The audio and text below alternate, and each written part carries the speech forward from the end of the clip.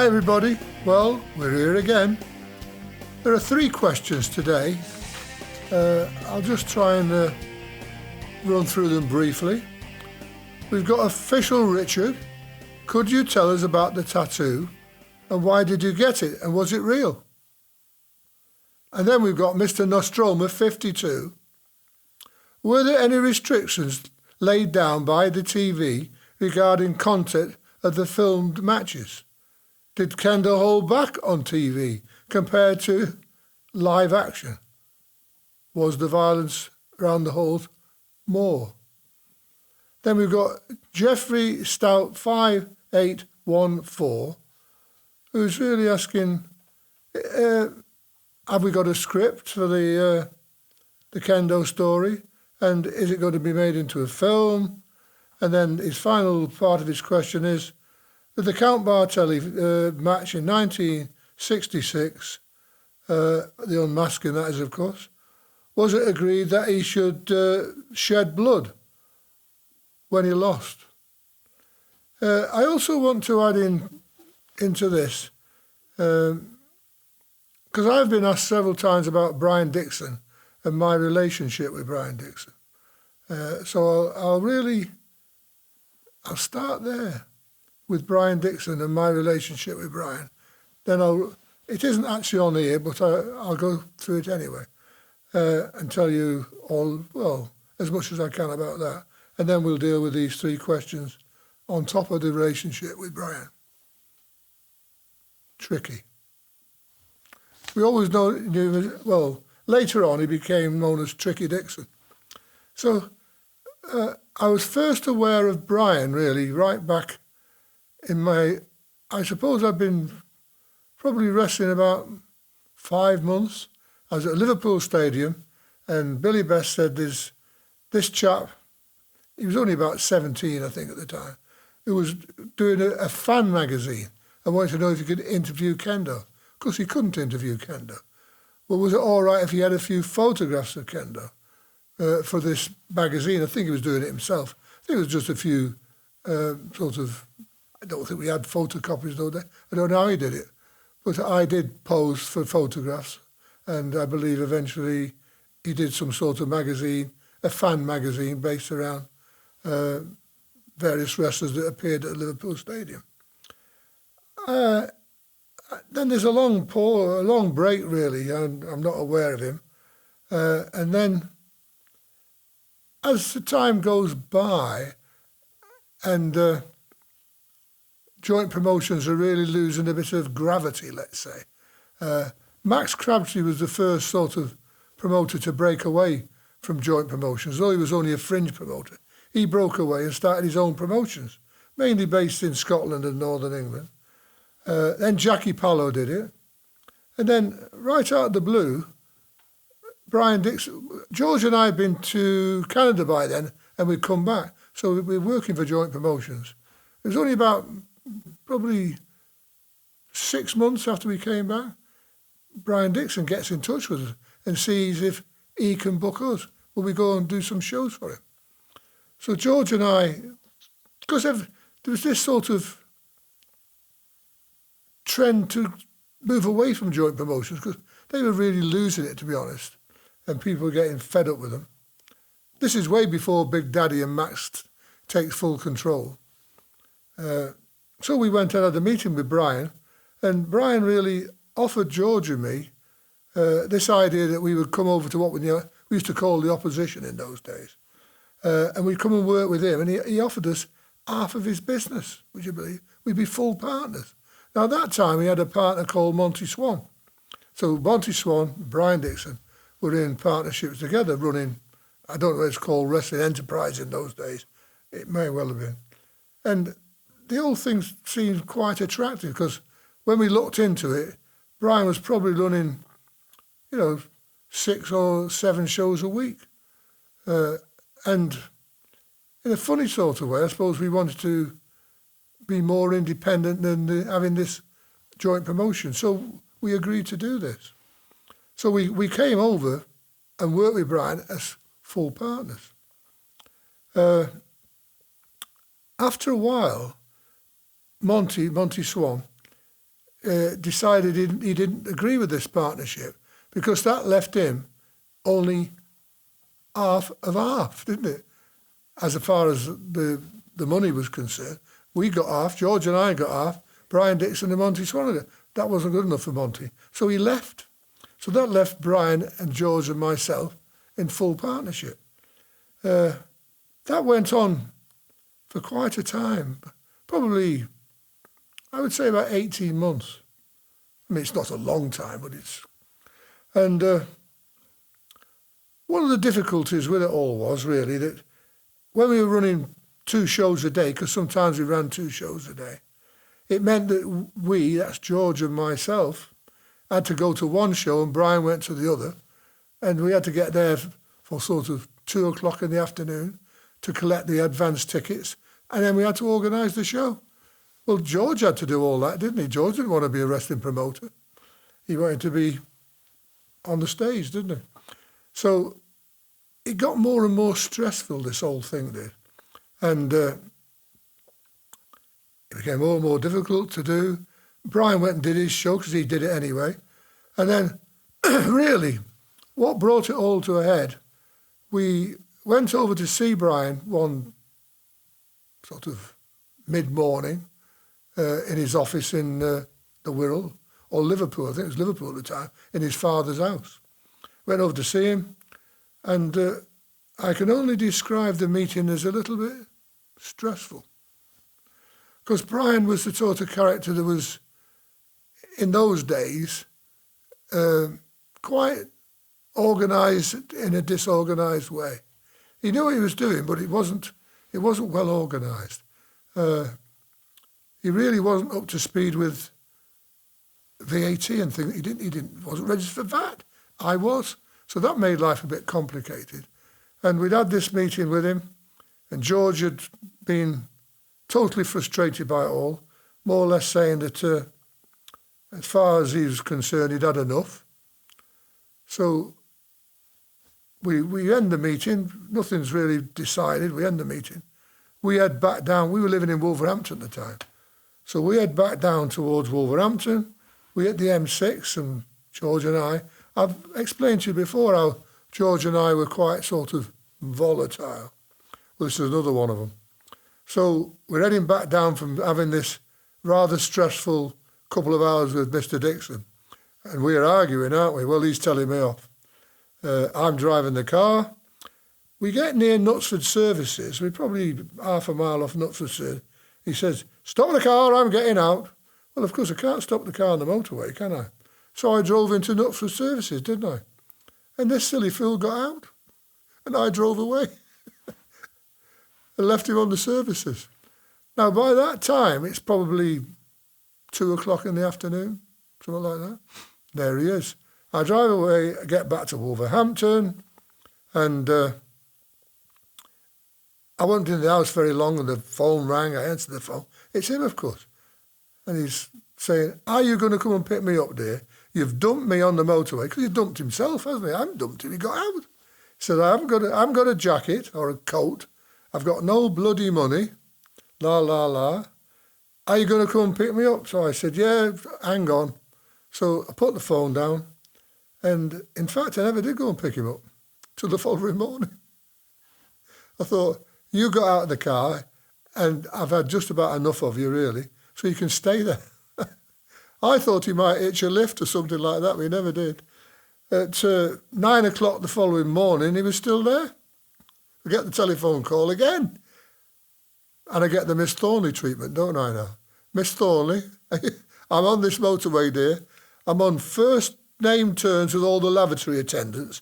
He said, the women upstairs are giving me cups of tea because I've told them what a bastard you are. Because they've recognised him, haven't they? He's been on the television. So I thought, well, I've got to go and pick him up because we've got a show that evening. So I had to get in the car, go to Knutsford, pick the old Queen up, bring him back and get ready for the evening show. Fortunately, I don't think we were too far away from Wolverhampton.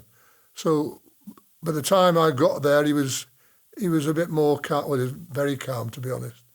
And we had a very quiet journey back. And we tended not to speak of it again, really. We put it in the background. So that's the sort of relationship we had. Now, not too long after that, we decided that we would part company with Brian, that we'd go back to joint promotions. So we had another meeting with Brian. We didn't fall out this time. We had another meeting with Brian and said to Brian, George couldn't put up with much more of it. It's going to drive him round the bend and he'd drive me round the bend. So we decided it wasn't for us. We go back to joint promotions where we just went and did our shows and we could attend to our rest of our lives without being involved in the promotion side. And Brian panicked really. He said to me, "Oh, I need a rest on my side. How am I going to manage?" I said, "Brian, you run it anyway." I said, "We just do what you tell us. You book all the shows, you book all the wrestlers. You just tell us where to go." I said, "You don't need us." He said, "Oh." Anyway, some years later, when he did some sort of TV thing, he actually told people that I'd sorted it all out for him. And I was the one that really told him he could manage with, didn't need a Monty Swan, didn't need a Kendo Nagasaki, didn't need a George Gillette. Brian Dixon was quite capable of doing it all on his own. And he did from that day on, Brian Dixon did it all himself. And he's good at it. He is good at it. He was one of the, in my opinion, one of the best promoters. Later on, when we started to work together again, because we didn't work together after that, and I wasn't long back to joint promotions, when Max Crabtree, I think we were only back about 3 or 4 months with joint promotion, when Max Crabtree was offered the big job. So Max Crabtree followed us back into joint promotions, but not just as a fringe promoter, he was going to run the whole show.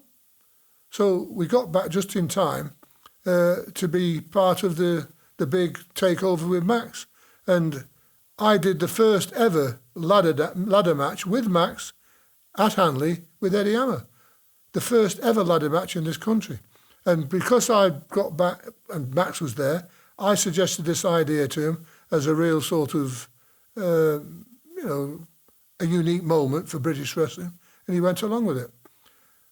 And then Max and I, for quite some time, got on very well, right as I've said before, up until the unmasking, when he felt that I was getting too big for my boots. And he told me, he couldn't work me kid. And I've already touched on that in another video. But as far as Brian was concerned, my next encounter with Brian, of course, was when he got the television. And he's been given some TV shows. And I went to congratulate him at the Fairfield Halls in Croydon and got involved with Mike Archer. And I came back from retirement, really, back with Brian on the television. I'll tell you about that some other time because that was another story altogether. But my relationship with Brian was, although Brian sometimes was a bit overwhelmed by me, I suppose, but then most promoters were. I think in general we got on well together. So that really explains my relationship with Brian Dixon. Can't really add much more to that. So now we come to the questions. The tattoo. Yes, the tattoo is real, and it's interlocking triangles really, isn't it? As above, so below. And what that does really, on what we might call the mortal plane, it causes confusion, misunderstanding. It obeys the uncertainty principle, really, which is fundamental to the universe. And that creates confusion in the human condition. So what we need then is wisdom. So what do we place at the centre of this triangle but the third and all-seeing eye? And that brings some knowledge, information. It enables the human condition to get through all this confusion that goes on between this conjunction of these two triangles. Because human interaction, human behaviour, is very complicated. It's not simple. Two people don't always get on. They think they do, but they don't. They all obey the uncertainty principle. You can never be sure what the other person's going to do. So we look to some other force, really, to help us with that. Now, I call that, and so did Ken Ashiro, Kendo, which is basically a bit like the third and all seeing eye. If you use Kendo properly, it can have the same sort of knowledge or the same guidance that the third and all seeing eye can. And when you meditate, I used to use that symbol, which is there, to focus my attention on in the early days so that I could go into these sort of states where I try to unravel the complications of my life. And I think that's basically what the tattoo meant to me. And yes, it did, especially in the early days, help an awful lot to unravel the complexity of my life. It's never been simple. And I've told you before, I'm going to do it shortly. It's, dancing on the Tawara. That's in and out. Oh dear, where are you going to be next? Are you staying in the ring and you're going to fall off the edge? So it's the same thing, really. We are all in this mix of uncertainty. And I don't know how many of you actually study physics, but the universe is made like that. You cannot be certain. There is no certainty. So we try in the human condition to bring some certainty to an impossible situation. So we have to use all the mechanisms we can think of to do that, and this is one of them. So I can't explain it much more than that. If you really want to know more about it, you're going to have to spend an awful lot of time with me in the world of the magic, in my magic world. But that'll have to be another time, won't it? So that explains that really as best I can. Okay. Right, we've come to the second question now, where it really asks, was there any restrictions to what you did on the TV when it was being filmed? Well, my match is more violent off TV than they were on TV. Yes, the answer to that question is yes. Very early on, when we first got the television, there were some stipulations from the TV company for the TV owners. They didn't want any blood, or they didn't want that sort of violence going on. So, and yes, as I've told you before, a lot of my early matches, especially with Jack Abbott and people like that, there was a lot of violence. I mean, it was always sort of organised violence, but it wasn't really suitable for television. No, it wasn't. And I didn't know at the time that there was this sort of keep him at arm's length. But of course that became more and more evident as time went on. But also there was the other problem that I told you about, where they wouldn't put a masked man on the television because of the problem with the outlaw. So it was a mix of the two things, really. And eventually, as I've told you, I got on television, but I had to make lots of promises. Some of it I broke and upset a certain promoter, Mr. George Relwisco. But I've told you that story already. So that really answers that question. Yes, Kendo was round the halls a lot more strident, aggressive than he was, especially in his earlier TV appearances. Having said that, though, the first time I went on the television with Billy Howes, we hit each other properly, and both of us were bleeding at the end of the match. So we did it. But by that time, of course, television had developed a lot more. We're talking, 1970, 71, whereas if I'd have gone on the television to start, we're talking the early, 64, 65. So I think it was a lot more controlled then than it was by the time I get on in 71. They were starting to loosen that idea up, but still not to the extent that you would round the halls, no. To just one example, Danny Lynch, who somebody's asked me, did I ever wrestle Danny Lynch? No, I didn't. And Danny Lynch used to do a blade job every night. If you look at Danny Lynch's forehead, it was just like railway crossings. And that was his show. Because, he couldn't do very much. He wasn't a good wrestler. But his show was all about cutting himself and bleeding all over the front row of the audience. Well, you couldn't put that on television. There'd be mayhem. That was Danny Lynch's show, really. But I never worked with Johnny. I'm answering a question you've not asked. But I do believe somebody has asked me that question. And I haven't answered it, but I have done now. That really tells you what that was like. Now we come to the final question. The script for George, Kendo and me. Or Kendo, George and me, or something like that. Yes, we have got a full script, and no, it isn't being made into a film at this moment in time. We would be very interested in doing that if somebody was going to fund it, but of course that's quite an heavy commitment in it for somebody. We are doing the documentary with the film crew, and Roz is doing, Kendo, George and me, which is really picking up this script and making it into the animation that you've seen 2 episodes of. We've got lots more episodes to do, but it's going to take quite a while because it's not a simple little project. It takes quite a bit of input to do that. But I think number 3 isn't far off being put out there. So watch this space. And finally, Count Bartelli, back to Count Bartelli, 1966. The blood. What was that about? Yes, what I decided and Bartelli really decided, because it was such a big moment in his career, and he wanted to go out in a blaze of glory because he was going to lose. And he sort of, he didn't have to ask me much, but he said, will I make a good job, make it look like it was real? And I told him to leave it to me. And of course, he could leave it to me because I was used to doing that anyway for Jack Atherton. So I didn't have to be asked twice to smack it one, did I? So right out of the blue, I thought, well, this is the moment. I'll smack it one. And I did.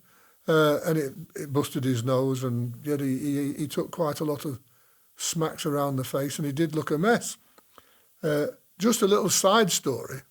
By that time, Count Bartelli has now divorced his first wife, Muriel, and he's got his second wife, which is called Ruby. Ruby used to be in the pottery business. I can tell you more about her later, but she was quite a character, our Ruby was. So the following day, after this match, which of course was Sunday, because the show was on a Saturday, I thought, I'll just pop round and see how the old bugger is. So I drove round to his house. By this time, he's living in a bungalow right next to the cemetery. And I drove up the drive, and I got out of my car, and I see Ruby, this is the second wife, coming out of the house with a broom. And she's running towards me, waving this broom. I think, what's wrong with this mad woman? And she's rushing up towards me. I think she's going to hit me with that bloody thing, isn't she? And she's saying, you never ought to have done that, you never ought to have done that. You didn't need to do that. And I see Jeff's running up behind her, trying to stop her. So I thought, what do I do? Am I going to grab this woman and take this brush off her? And I went, what am I going to do? So I ran off. And she's chasing me up the drive with the broom, trying to smack me on the back. And he's chasing her to stop her from doing it. So that was the final saga of the unmasking. You couldn't write it, could you? And it's a good job we had a long drive. I had quite a way to go before she could have caught me. And she wasn't as good a runner as I was in those days. And I managed to get far enough up the drive so as he caught her and dragged her back. And he's saying to her, you know what it is, you know what it is, you know what it is. Come on in, come on in. And he got her in, and then he came out and said, come on, she's all right now. So we went in and had a cup of tea. And he bathed his bruises in vinegar and brown paper. And that's really the end of the saga of that. So I don't think I can add an awful lot more to that. I think that more or less tells you, that there's lots of little stories behind the scenes, isn't there, that goes on. You could never imagine me or Kendo, getting chased up the drive with a crazy one with a broom, can you? But it happened. And I was clever enough to run off. So I'll say goodbye for now. Cheerio.